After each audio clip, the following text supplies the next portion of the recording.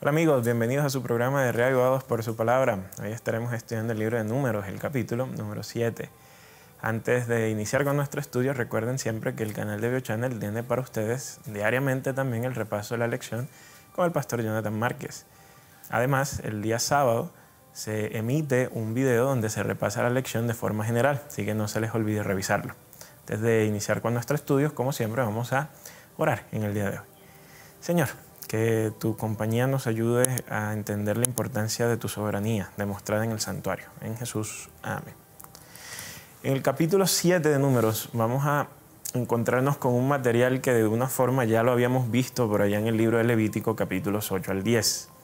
Cuando una narrativa bíblica repite una narrativa, pasan dos cosas. Por un lado, se está tratando de dar énfasis en la narrativa, en lo que está ocurriendo, pero cuando se dan dos versiones de la misma, se busca mostrar que en cada versión hay matices diferentes, o sea, elementos importantes que se destacan en una y que no se destacan en otra. En el libro de Números, capítulo 7, que de paso es uno de los capítulos más largos de todo el Pentateuco, el marco temporal que coloca el capítulo es en el momento en que Moisés termina de levantar el tabernáculo, en que él lo unge y él lo consagra. Entonces, ese momentito, ¿no?, donde Moisés termina de construir el santuario y lo va a inaugurar, ya lo habíamos visto previamente, como decíamos hace un momento, en Levítico capítulos 8 al 10. Entonces, ¿qué pasa? En el libro de Levíticos, el matiz o la idea, ese aspecto que se quiere destacar en la misma narrativa de esta porción en Levítico, es el hecho de cómo los sacerdotes, porque allí el énfasis va a estar más que en el santuario, va a estar en el sacerdocio y en los utensilios del santuario, cómo ellos son apartados del territorio de lo común, de lo cotidiano, de la vida diaria, para ahora ser parte de un dominio exclusivo, ¿no?, de una esfera donde ellos iban a ser dedicados para el uso exclusivo de la adoración de Yahvé.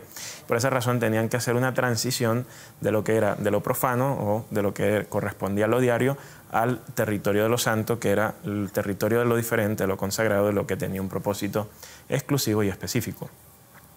En el libro de Números, en el capítulo 7, el énfasis en la narrativa de la inauguración del santuario va a ser un poco más político, porque como hemos visto desde el capítulo 1 del libro de Números, Dios está tratando de armar un pueblo, pero que es un ejército, ¿no? Entonces por eso vimos que Él censa al pueblo para saber cuántos hombres pueden ir a la guerra, los organiza de tal forma que cada uno tenga claro cuál es su función frente a la guerra.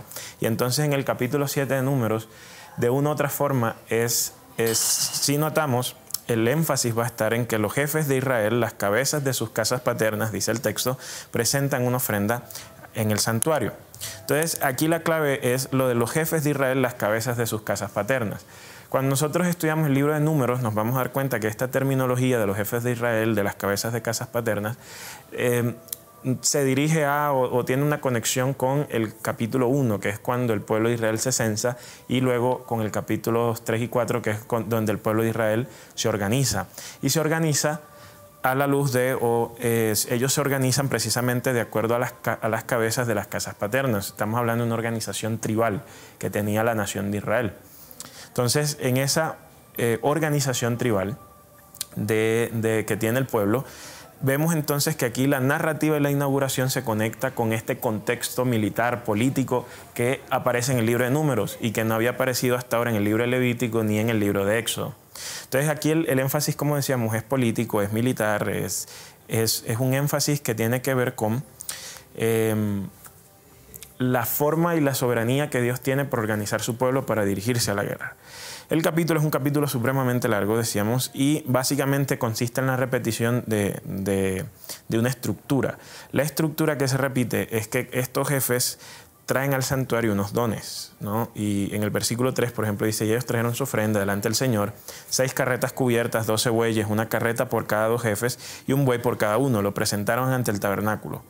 El Señor le dice a Moisés que las acepte porque esto va a ser útil para el santuario. Entonces aquí el primer punto de este capítulo es que el pueblo de Israel, especialmente los jefes militares del pueblo de Israel, proveyeron lo necesario para el funcionamiento, o al menos para una parte del funcionamiento del santuario. En el versículo 6 dice que Moisés tomó la carreta, los bueyes, se los dio a los levitas. De esta forma, cada grupo de los levitas tenía bueyes y carretas para ayudarlos en su tarea de transportar las cosas del santuario. Los únicos que no reciben bueyes y carretas, nos dice el versículo 9, son los hijos de Coat, porque ellos debían llevar los objetos sagrados sobre sus hombros. Entonces ellos no lo llevaban en carretas. Entonces, a partir del versículo 12 hasta casi que se termina el capítulo 7 del libro de Números, el esquema que presenta el texto es el siguiente. Se presenta la ofrenda el primer día por un jefe de la tribu.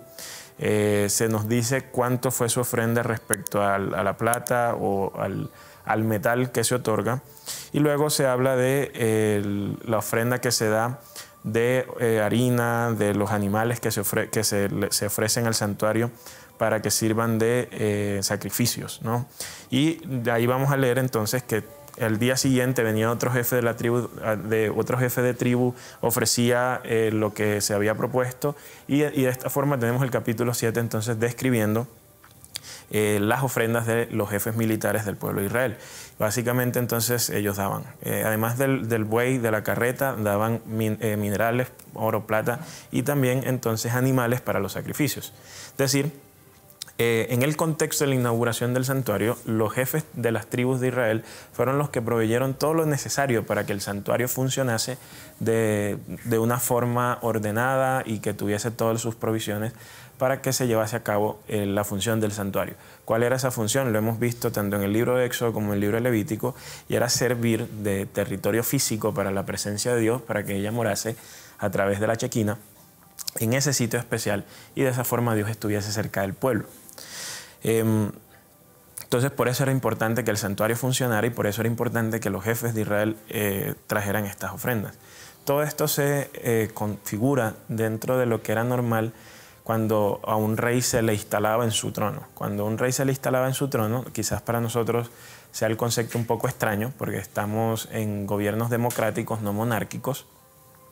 Pero cuando un rey era instalado en su trono, todos sus súbditos, o al menos los representantes de sus súbditos, debían traer ofrendas, debían traer regalos que revelaban la fidelidad del pueblo hacia el rey que estaba siendo instalado. Por esa razón, nosotros vemos que aquí en el capítulo 7 se habla de todos los dones que los representantes de las tribus de Israel traen al santuario como una muestra de esa fidelidad que el pueblo de Israel estaba demostrando hacia Dios, que en este momento era instalado como rey. Y usted se estará preguntando, ¿pero cómo así que Dios está siendo instalado como rey? Eso aparentemente no está en el texto.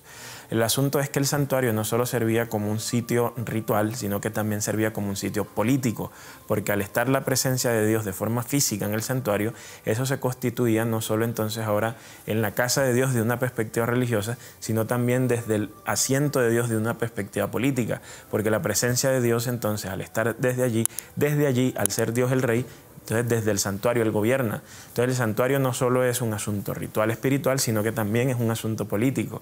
Y Dios mezclaba los dos elementos. Entonces Dios era el gobernante de Israel y era el gobernante del mundo, pero al mismo tiempo esto tenía una connotación ritual que se mediaba en el santuario.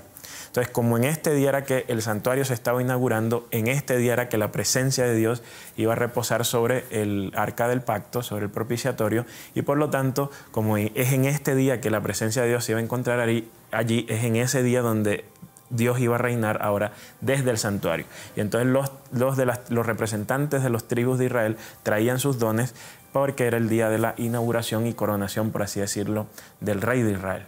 Este capítulo entonces nos deja una lección bastante importante, y es que nosotros, como los súbditos del rey, debemos demostrar nuestra fidelidad, y debemos hoy en día, y al ser el reino de Dios un reino espiritual, ya no lo hacemos a través de dones físicos, ya no traemos plata y novillos y carretas y bueyes, pero de igual forma debemos presentarnos ante el rey y demostrar nuestra fidelidad. Nosotros hablamos de que vivimos en el reino de Dios, o que somos ciudadanos del reino de los cielos. Lo cierto es que el reino de los cielos en la persona de Jesús se acerca a la tierra y se inaugura un nuevo periodo en la historia de la redención. Y en ese nuevo periodo de la historia de la redención, ahorita mismo la tierra, que debido al pecado de Adán y Eva está bajo el dominio de Satanás, y él tenía el dominio de los reinos, y él tenía el dominio de la humanidad, porque toda la humanidad había pecado y por lo tanto debía morir. Ahora entonces Jesús redime a la humanidad que cree en él de este mal, y entonces Él ofrece la posibilidad de vivir ahora en un nuevo reino. Y entonces ahora estamos en una nueva configuración política. Y en esa nueva configuración política, que curiosamente los evangelios nos cuentan que la instalación del rey en su trono fue en la cruz del Calvario, entonces ahora nosotros nos damos cuenta de que como ciudadanos de dicho reino también debemos llevar y también debemos ofrecer ahora nuestros dones en reconocimiento a la fidelidad del rey que ha sido instalado. Pero ahora Dios no nos pide cosas materiales, sino que nos pide nuestra vida. Nuestra vida es lo que nosotros entregamos como muestra de fidelidad al rey. Por eso es que en el Padre Nuestro se dice que tu reino, ¿cierto? Que tu reino, o más bien, perdón, que tu voluntad sea como en los cielos y en la tierra. ¿Eso qué quiere decir? Que no es mi voluntad, o sea, que no hago yo lo que yo quiero, sino que ofrezco mi voluntad, que son mis decisiones, es mi vida, como una muestra de que yo acepto el reino de Dios. ¿Por qué? Porque antes de esto, en el Padre Nuestro dice, venga tu reino. Entonces esa noción de venga tu reino quiere decir el que día tras día, porque al fin y al cabo el Padre Nuestro es la oración modelo de Jesús, día tras día Él nos enseña a pedir que sea Dios el Rey, y al decir que tu voluntad sea hecha en el cielo y en la tierra, ofrecemos entonces nuestra vida diariamente al Rey que gobierna, ¿no?, sobre nosotros. Porque a veces se nos hace extraño este concepto, pero el hecho de que Dios sea Rey significa que no decido yo ni mando yo, sino que yo vivo de acuerdo a los principios del Rey y los principios de su reino. Esos principios son lo que se ejemplifica por allá, por ejemplo, en el Sermón del Monte. Entonces, hoy nosotros vemos cómo el pueblo de Israel reconoció que Dios era Rey. Hoy nosotros también tenemos que reconocer que Dios es Rey, y lo hacemos a través de nuestra vida.